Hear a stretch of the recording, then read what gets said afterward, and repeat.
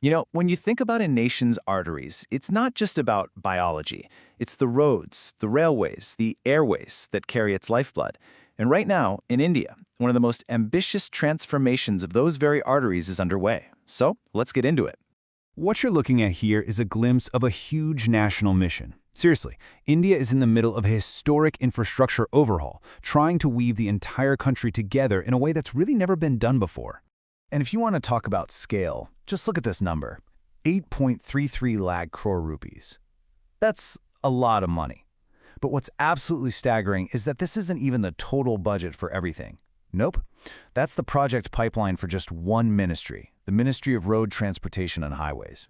But as impressive as those numbers are, the real story isn't about the money. It's about reach. It's about making sure that development doesn't just stay in a few big cities, but actually gets out to every single corner of the nation.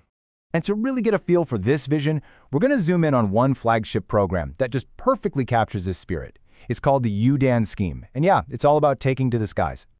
So, what exactly is UDAN? Well, at its heart, it's a pretty radical idea to make flying a real option for everyday people, especially in places that have, been historically left off the aviation map. Okay, so the official name is the Regional Connectivity Scheme, and its mission is basically twofold. First, get planes into remote and underserved areas, and second, help spread development more evenly across the country. It's all about leveling the playing field. And this isn't just some policy sitting on a shelf. This quote really gets to the human side of it all. 1.5 crore people, that's 15 million people, who can now travel faster, maybe see family more often, or jump on business opportunities that were just out of reach before. So that's the big idea, but how is it all translating into reality? Let's take a look at the data and see how the plan is actually progressing. All right, check this out. This isn't just some vague promise. The plan has clear, measurable goals for this fiscal year. We're talking 100 new routes, flying 2 million passengers, and getting 17 airports revived or upgraded. This is about accountability, right here in the numbers. And this is where the momentum really becomes clear. On the left, you can see what's already been done. An incredible 619 routes are up and running, connecting 88 airports. But the ambition doesn't stop there. Look to the right. The vision for the next decade is to connect 120 new destinations and carry 4 crore passengers every single year. The success of the past is just fuel for a much bigger future.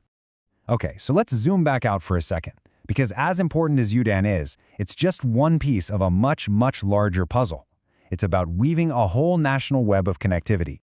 Think of it like this. UDAN is one strong thread, but it's being woven together with tons of others to create a tough, resilient fabric that stretches across the entire nation. No single project here is happening in a bubble. And that fabric connects every single way you can get around. This strategy isn't just about flying. It's a completely integrated approach, bringing together roads, rail, and sea to create one seamless network. So let's look at those other threads.